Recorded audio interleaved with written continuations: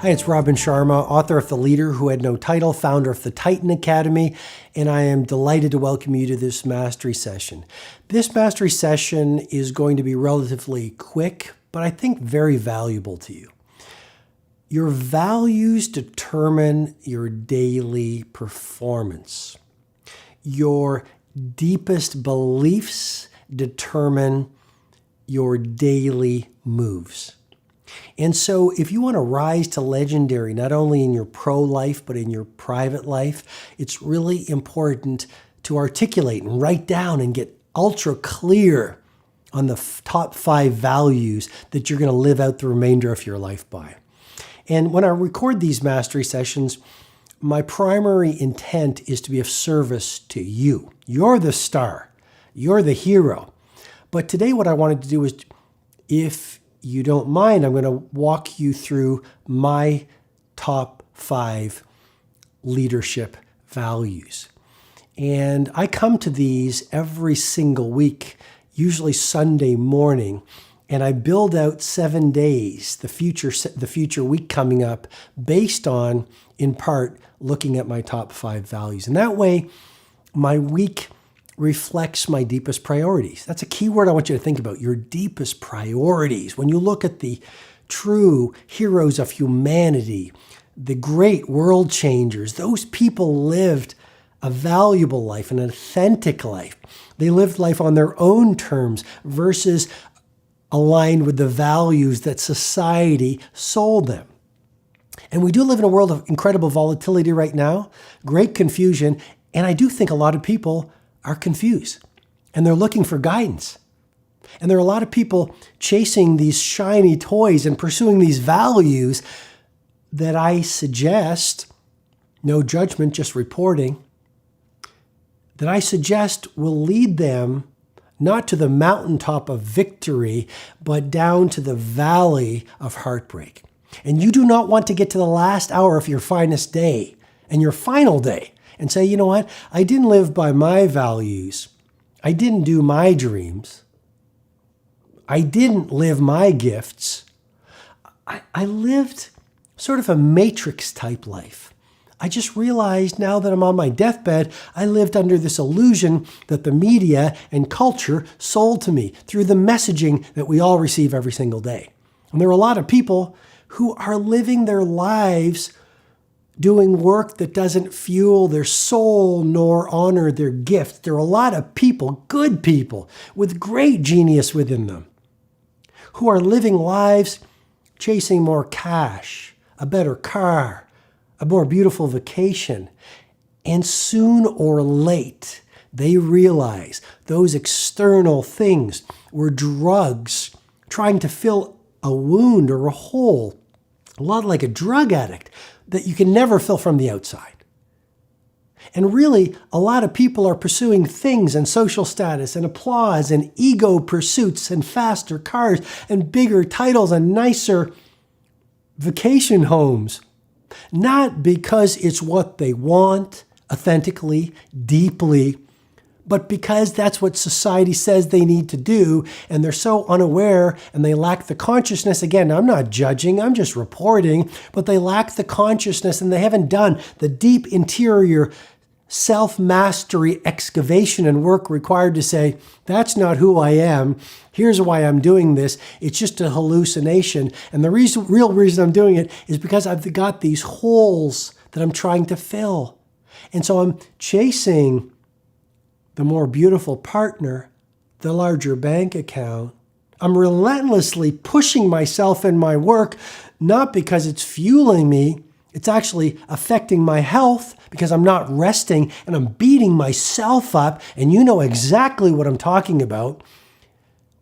But they're doing that not because they really want to win and succeed and be king or queen of the mountain, because it's a substitute for a state of being that they're no longer feeling.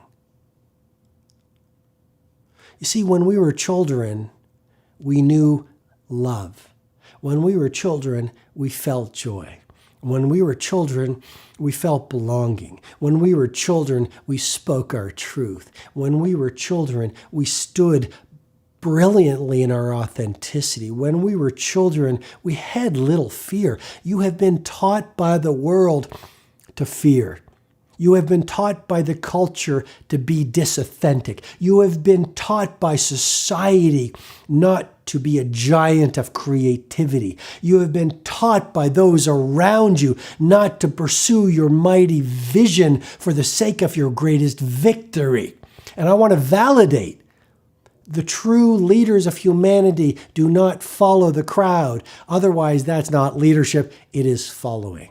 And so here are some of the values I encourage you to think about. These are the ones that I've lived my life by. I calibrate them and I iterate and optimize them, but these are my current 5 top leadership life values. Find the ones that work best for you. More than anything else, remember, don't live your life on the outside to fill these holes on the inside that you haven't filled. Start the interior work of self-mastery to fill the holes so your mindset, heart set, health set, and soul set are full. And then you'll feel joy when you wake up every morning. And you'll work not for the money, but for the meaning. And you'll create with a fire in your belly that will make you undefeatable. It's not because you're pursuing income, it's because you're pursuing impact and craft and love of you honoring the genius within you. Do you see what I'm referring to? Your outer life, you still might work hard. I love working hard. I love it. But I'm not doing it for the money. I'm doing it because of who I am. I have to write. I have to serve. I have to use the rest of my life to be an instrument of impact for as many people as possible. Okay, my top first value, mastery. That's self-mastery and TCM, total craft mastery. Self-mastery, this is not the episode to share it. You know the 4 interior empires. I've done a previous mastery session on it. Mindset, heart set, health set, and soul set. I teach this at my live events. There's no one else in the world teaching the 4 interior empires. A lot of people teaching mindset. You might have a great mindset, positive thinking, but if you have a heart set full of anger, if your emotional life is sad, if you're disappointed from the past, if you haven't done the sweat lodges and the journaling and the body work and the affirmations to really open up a heart set, then you can have the mindset of an Elon Musk. You can have the mindset of a Steve Jobs. You can have a mindset of a Kobe, but you're going to sabotage yourself from world class. And to me, this is the great myth of positive thinking. You see a lot of people, they read all the books, they're positive thinkers, they've got the vision boards, nothing changes. Why? Because subconsciously, there's this wounding and a lack of deservability, and it's unconscious. And so they haven't done the work, or you may have not done the work to make the wounds of undeservability and scarcity and the low self-worth. That's why positive thinking alone does not work. This is, to me, a revolutionary insight. And by the way, a lot of the people who teach positive thinking in the past are men. So it's very male mind. And a lot of the people who are pioneers of heart set are women. Heart, empathy, healing. And so self-mastery to me, and this is a pioneering model that I teach at Personal Mastery Academy, it's not just mindset. That's only 25% of self-mastery. And as you know, self-mastery is the DNA of outer mastery. You're never going to perform higher than what's going on within. Mindset is only 25%. Heart set, your emotional life, working from confidence and love and service, and that sense of internal freedom is only another 25%. So those two are only 50%. There's a third interior empire you want to get to world class, which is health set. Working on your energy, your nutrition, your daily exercise, hacking your longevity, eating the right supplements, getting a massage every 2 weeks. You know my 2 massage protocol. Doing your 60-minute nature walk every week so that your health set is at world class. But that's only 75% of the equation towards self-mastery. You can have a great mindset, great heart set, great health set, but if you haven't worked on your soul set, turning down your ego. You know what disease and what energy depletion is caused by your ego beating you relentlessly about you not being enough and seeing your industry peers succeeding and you feel insecure and irritated and angry and jealous? Well, where do you do that work? Within your soul set, the fourth interior empire. And as you do that, you turn down the ego and you open up your humanity and you open up your spiritual life and you become more soulful. And then you release work that is artistry versus just to win in the next few months. And you literally give your life over to a mighty mission that is larger than your ego. And you literally start to see your work as a ministry for the benefit of humanity. And if you're an artist or an entrepreneur or CEO, manager, or coder, a doctor, a firefighter, but literally, if you saw your work as your poetry and your artistry, and you were on a mighty mission that was larger than even your ego and yourself, what would the caliber of your output be? And so my first value is self-mastery along with total craft mastery. I don't see my job as a job. I see my work as my artistry. It's my craft. I wrote a book many years ago called The Greatness Guide, and there was a line in there called, see your job as your craft. No matter what you do, pizza maker, taxi driver, street sweeper, manager, receptionist, barista in a coffee shop, see it as a craft. Be like the fine watchmaker in Switzerland, learning, getting mentors, calibrating, refining, out-studying, out-preparing every single day so you bring on your magic in your work and watch what happens to your income, your impact, and the applause of your marketplace. Second core value for me is community. I'm a family man. I want to get to the end of my life and know that I was loving to my loved ones, great human connections. I see myself in this section, value number 2, community, as a perfect moment creator. It's one of my obsessions. With my loved ones, what can we do that's special so that I create perfect moments for them? Speaking of my children, for example, we've been in a helicopter that landed in a glacier in Alaska, and I saw them drinking glacier water. We've gone whitewater rafting. When they were just little kids, I took them to see the Mona Lisa. Dad, wow, the Mona Lisa is like a smaller painting than we've ever seen. We thought it would be big. I've taken them to see the Sistine Chapel ceiling in the Vatican, in Vatican City. Sometimes it's been so simple. Just a simple meal, beautifully prepared, that lasted 3 hours with 10 people, my loved ones, my family. Perfect moments could be with your teammates. I adore my teammates. It could be with your friends. Community is a key element of a legendary life. So my second value I lead by and live by is community. You might have heard about my 10x value obsession that I've been teaching at my live events to business builders, empire creators, and history makers for many years. And my point is simply this. With our customers, my team runs a protocol called the 10x value obsession. How can we deliver 10 times the value at every single touch point of the user experience that our customers who come to the live events or go into my online courses or even read my books are expecting? They pay $20 for a book or $30 for a book. How can I give them millions of dollars of real value? Someone said to me recently, in your mastery sessions, you're giving away the store or something like that.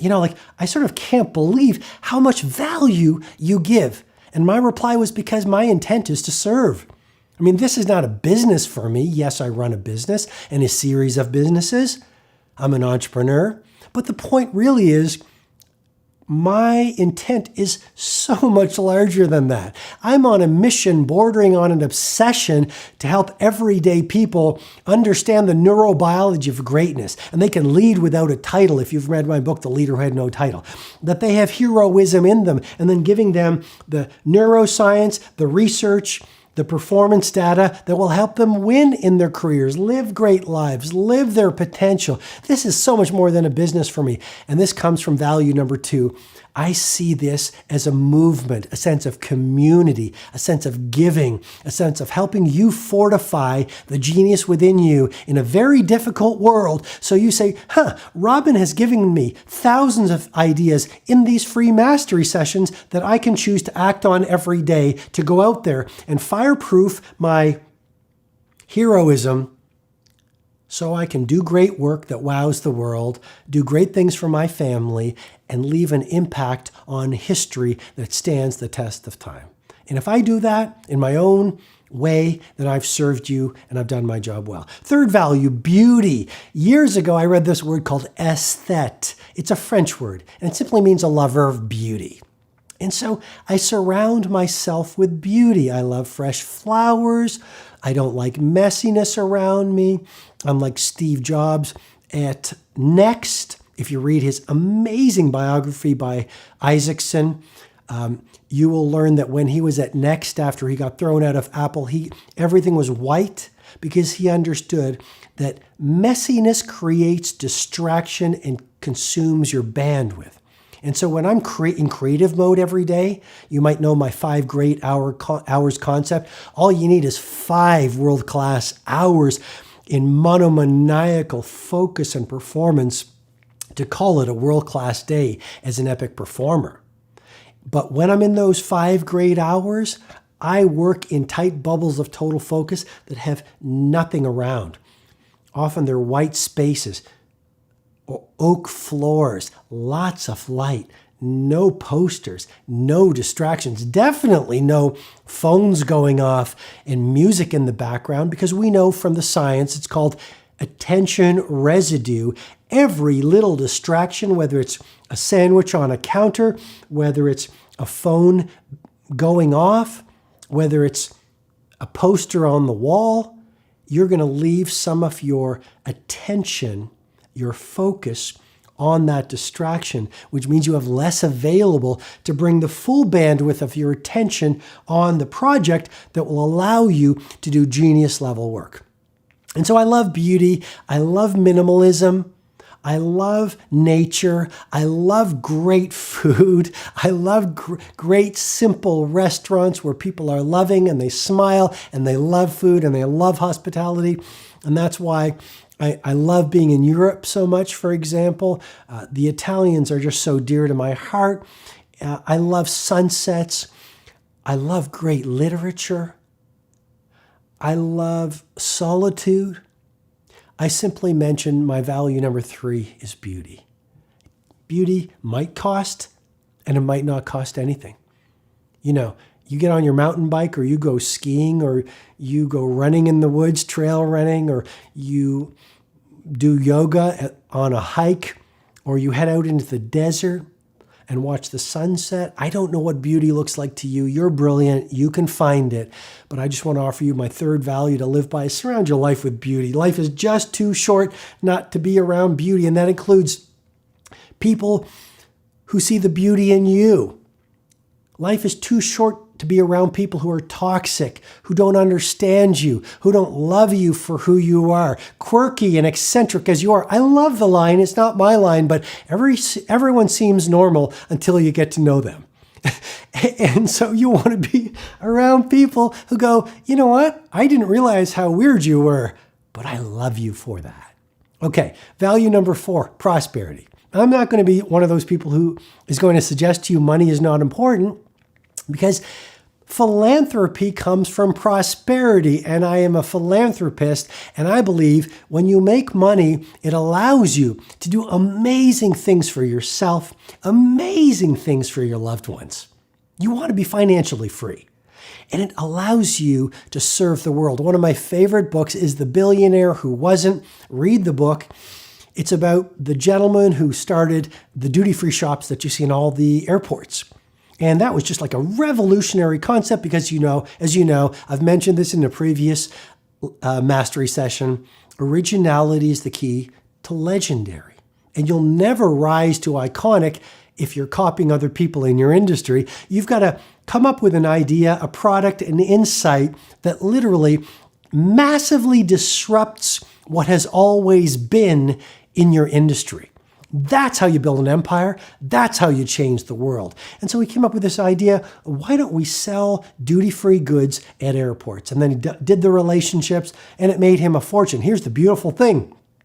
He made a commitment to give everything away, the billions, while he was alive. It was just a commitment he made with his wife. And last I heard, he was in San Francisco living in a relatively small apartment, and I think his net worth was under $5 million.